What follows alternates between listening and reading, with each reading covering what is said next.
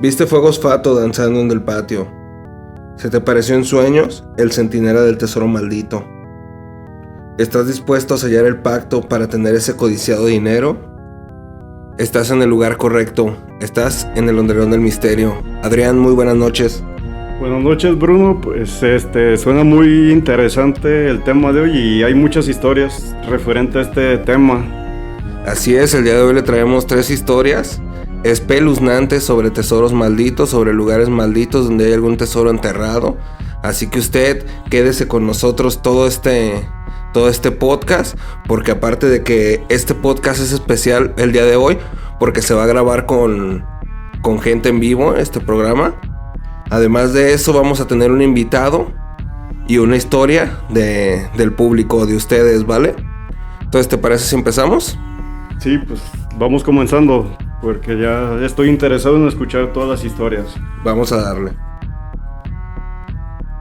Muy bien, pues esta noche vamos a abrir con las historias desde tempranito.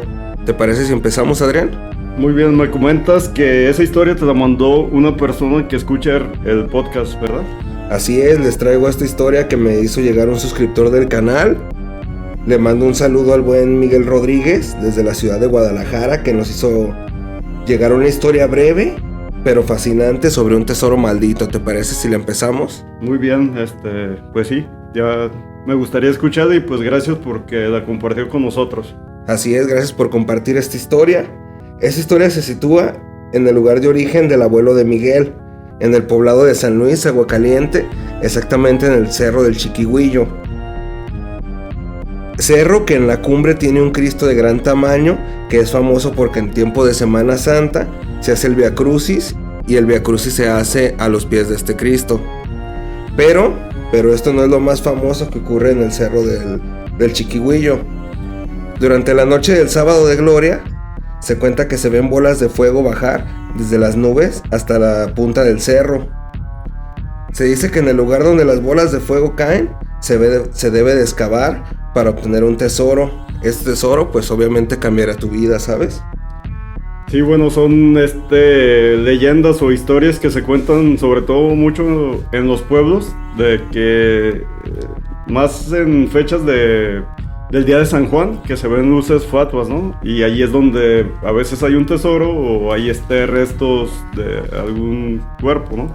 Así es, estos fuegos fatu son muy presentes en la mayoría de las historias de tesoros. En esta historia específica, para tú poder sacar el tesoro debes de ir sin avaricia, porque si vas con avaricia, si vas con codicia de hacerte millonario, pues el tesoro no se te da.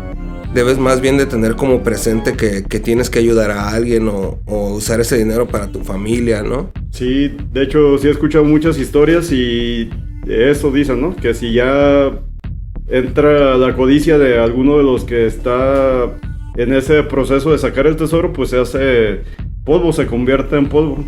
Así es. Fíjate que Miguel cuenta que 3 hermanos de su abuelo vieron este fenómeno, siguieron la bola de fuego y fueron a sacar el tesoro que les prometía la leyenda. A medida que se iban acercando, poco a poco se les empezó a meter como un sentimiento de avaricia. Este sentimiento pues se apoderó de ellos, ¿no? A manera que fueron llegando a la zona donde vieron pues posarse esta bola de fuego.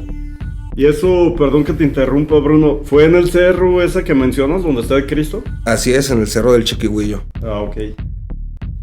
Dicen que llegó un punto donde pues se desató una terrible pelea a golpes entre los 3 hermanos. Solo uno de ellos salió bien librado y los otros 2 restantes quedaron bastante graves. El que quedó de pie pudo sacar el tesoro. Sacó un cofre de buen tamaño. Cuando lo abrió, estaba lleno de oro. Pero se convirtió en polvo, puesto que se decía que si ibas con la malicia, que si ibas con la avaricia sobre todo, pues no, el tesoro no era para ti, ¿no? Sí, pues ya allí ya había entrado la avaricia, la envidia, y pues eso es lo que generó que se volviera polvo, supongo. Así es, fíjate que esta historia se repite en distintos pueblos y en distintos lugares, pero con distintos matices, ¿no? Habría bien de usted que nos está escuchando este podcast Si usted sabe de una historia parecida, enviárnosla al correo El Underground del Misterio, o también a las redes sociales El Underground del Misterio en Facebook y en Instagram, ¿va? Sí, si tienen más historias, pues nos gustaría que la compartan y pues la vamos a estar transmitiendo en algún otro podcast que hagamos de leyendas o de historias así de tesoros. Muy bien, pero esta historia que les acabo de contar solo era para abrir el momento. A continuación vamos a pasar al invitado de este programa, que nos tiene una historia espeluznante sobre una casa encantada donde había un tesoro. Quédese porque va a estar bueno. Muy bien, y la siguiente historia que va a escuchar usted aquí en el Underground del Misterio lo va a fascinar, le va a poner la piel de gallina. ¿Por qué? Porque nos habla de una casa maldita con un tesoro maldito. Estamos aquí con un invitado. Este invitado, pues vamos a llamarle Daniel. ¿Sí? ¿Está bien? Está bien, sí. Muy bien, Daniel. ¿En qué año llegaste a esta casa de la que estamos hablando? Mira, en esta casa los hechos fueron a finales de los 80s. 80s, ya casi entraba a los 90s. Muy bien, desde el principio, desde que llegaste a esta casa, ¿tú sentías una experiencia o una presencia, una vibra? Fíjate que desde el inicio fue así como que... No precisamente que se sintiera la vibra, pero sí había algo extraño en esa casa. Algo extraño porque había cosas que no eran muy comunes. ¿Muy comunes a qué te refieres? Fíjate que había un pozo seco, no tenía agua. Y era raro verlo a la mitad del patio. La casa era... Dentro de ella eran dos casas dentro. Y había un pasillo largo, oscuro, para ingresar. Todo eso era algo muy raro. Ok, este pozo que comentas, pues háblanos un poquito de la zona donde estaba la casa, porque yo recuerdo que más o menos en esta zona se habla de pozos que conectan entre casas para, pues, que usaban los cristeros, ¿no? Que se estaban en este tiempo de hace muchos años, pues. Como de todos los túneles, ¿no? Que conectan la catedral y todos los edificios históricos del centro. Y bueno, me imagino que en colonias, ¿no? Que llegan hasta colonias. Mira, esta casa está situada en el antiguo barrio de San Andrés, aquí en Guadalajara. Ok, sí viene más o menos, ¿no, Adrián? Lo que yo te decía de este... Sí, pues todo... Dicen que toda la ciudad en sí está conectada por túneles, ¿verdad? Sí, se habla mucho de también este barrio de San Andrés, porque se decía que los túneles de esta zona estaban conectados con el templo de San Andrés. Pero regresemos a la historia. ¿Qué es lo que vivías tú en esa casa? Mira, esta casa te voy a comentar. Entrabas tú, había un pasillo largo, era de lo ancho de la puerta, y este pasillo medía alrededor de 3 metros. Recorrías ese pasillo, entrabas, estaba un patio, al centro, a un costado, al lado izquierdo, estaba el pozo, y de ahí dividían las dos casas. ¿Sí? Yo vivía en una, la que era del lado derecho. Ahí en esta casa, pues vivía mi familia, vivían mis papás y todos. ¿Sí? Al pasar del tiempo, nos dimos cuenta que se empezó a hundir el piso. Pero este piso se hundió en una de las habitaciones. Al querer reparar ese piso, levantamos ladrillos y demás. Y resultó que había restos humanos o restos de algún animal, no sé. El chiste es que eran huesos. Empezamos a levantar, pero ya nos dio, no sé, podría ser miedo o algo. Y decidimos tapar. Cuando tapamos este hundimiento, mi papá le puso una losa de las que se usaban antes había unos gabinetes metálicos y traían una losa en la parte de en medio. Mi papá decidió usar esa losa y la puso ahí donde estaba hundido y pues ya te imaginarás, ¿no? O sea, quedó súper bonito todo eso.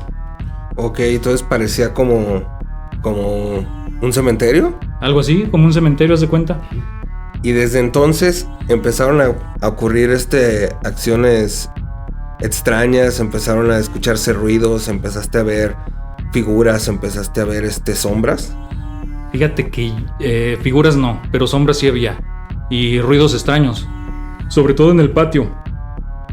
Pero no veíamos nada. O sea, lo raro es que todo esto sucede en la noche. Pasabas por el patio y te hablaban. O se veía que alguien pasaba. Alguna silueta oscura, pero no es que viéramos algo. ¿A qué te refieres con que te hablaban? Te podrían decir por tu nombre. O te podrían hacer como suelen hacerte. Y sí, eso de hecho es muy común, ¿no, Bruno? Que así se manifiestan, hablando de uno por el nombre o chistando, ¿no? Sí, de hecho se dice que cuando te hablan por tu nombre no tienes que contestar, porque ahí les das entrada a que entablen una conversación contigo, una experiencia de contacto contigo, y pues se puede desatar algo que no quieres desatar en tu casa, ¿no? Sí, bueno, ya los estás como invitando, dándoles la invitación a entrar, ¿no? Así es. Sí, lo raro de esto es que mis hermanas y yo pues éramos muy chicos. Entonces decían nuestro nombre y en vez de detenerte corrías. Sí, pues era algo nuevo para ustedes, ¿no? No lo habían vivido antes, me imagino. Sí, exacto, no lo habíamos vivido y pues corríamos. Te comento, este pozo estaba seco, no tenía agua. Y cuando llegamos ahí ya tenía ciertos objetos y nosotros le empezamos a echar otras cosas. No basura, sino, no sé, un mueble que ya no servía. ¿Con qué objeto le tiraban cosas al pozo? Bueno, perdón que interrumpo, pero generalmente pasaba en las casas que había algún pozo y ya no daba agua, que así se clausuraba, ¿no? Sí, exacto, la idea era clausurarlo, taparlo y eliminarlo. Pero, bueno, nunca se eliminó. Echábamos cosas, se iban hundiendo poco a poco. Nunca se eliminó. O sea, era muy profundo. Sí, me imagino. Lo raro es que nunca hubo agua ahí. Ok, nos contabas en la pre de esta grabación que había un tesoro en esa casa. Sí, al parecer había un tesoro. Pero nosotros nunca supimos dónde, a pesar de todas las manifestaciones. Ya para irnos de esa casa, porque pues no era de nosotros, nos íbamos a cambiar. Ya cuando nos íbamos a ir, no sé por qué motivo nos quedamos sin luz. Y a partir de eso, pues llegaba mi papá en la noche y había que sacar las cosas de la casa para trasladarlas a la otra donde nos íbamos a cambiar. Entonces al pasar por el patio, cada que pasabas por ahí te hablaban, ya sea por tu nombre o te chutaban, no sé. Lo que hacíamos era correr. Agarrábamos cosas, corríamos y salíamos, ¿no? Encarrerados. O sea que sí estaban como muy desesperadas, ¿no? Los espíritus, vaya, que había allí ocupaban pues ayuda de algún modo, ¿no? De algún modo las estaban pues llamando la atención, ¿no? Sí, a lo mejor querían indicarles algo, ¿no? Bueno, precisamente a lo mejor ese posible tesoro que hubiera ahí. Sí, exacto. A partir de ahí, bueno, nos cambiamos, sacamos nuestras cosas, nos cambiamos y ya nos subimos a esa casa. Con el tiempo, esa casa se vendió y los nuevos dueños empezaron a reconstruirla, a remodelar. Para esto cuentan las personas de ahí cerca, porque no consta. Pues. No me consta. Pero sí comentaban las personas de allí que cuando hicieron la remodelación quisieron habilitar el pozo. Entonces sacan toda la basura, sacan todos los muebles que había. Al querer habilitar el pozo, ahí es donde encontraron el tesoro, encontraron el dinero. Y bueno, hicieron un finconón, fue una casota. Y por eso es que creo que sí lo encontraron. Muy bien, entonces, ¿tú piensas que sí encontraron el tesoro? ¿Por qué? Porque hay como evidencia visible de que sí lo encontraron, ¿no? Pues sí, que se hizo una casa y bueno, se cuenta mucho que antes pues no existían tanto los bancos, ¿no? Entonces la gente tenía la costumbre de enterrar en cántaros, que decían víboras y eran cinturones con monedas de oro en las paredes o en diversos lugares, pues. Sí, exacto, y a lo que cuentan las personas de por allí, pues sí, ellos les consta que sacaron un tesoro de allí. Muy bien, oye, ya para cerrar pues esta anécdota que nos estás presentando muy valientemente aquí en el programa, quedó fuera una parte que me habías contado antes sobre una noche que sonaba como que aventaban muebles, algo así me habías dicho. Sí, arrojaban muebles, pero eso era en la otra casa. Te comento al principio que eran 2 casas adentro. Nosotros vivíamos en la del lado derecho. 2 casas en la misma finca. Exacto. Como te comentaba, entrabas, había un patio y adentro eran las 2 fincas o las 2 casas. La otra casa estaba sola. Y un día en la noche se escuchó un tremendo ruido porque había muebles ahí que estaban guardados y tiraron todo. O sea, se escuchó que era un total desastre. Pero en la mañana que ingresamos a ver qué es lo que había pasado, todo estaba igual. No habían movido nada. Y es que precisamente se dice mucho eso, ¿no? Que se oye como que sacan los muebles o trastes y es que hay un tesoro o hay algo pues que no corresponde allí. Pues yo creo que quizás, a lo mejor a primera vista parece que se perdieron de un tesoro, pero posiblemente escaparon de la maldición que encontrar un tesoro lleva, ¿no, Adrián? Sí, porque generalmente pues eso se dice, ¿no, Bruno? Que todo tesoro trae una maldición y arrastra más infelicidad que felicidad. Entonces pues tal vez no era para ellos, ¿no? Muy bien, Daniel, muchas gracias por haber venido aquí al Underground del Misterio.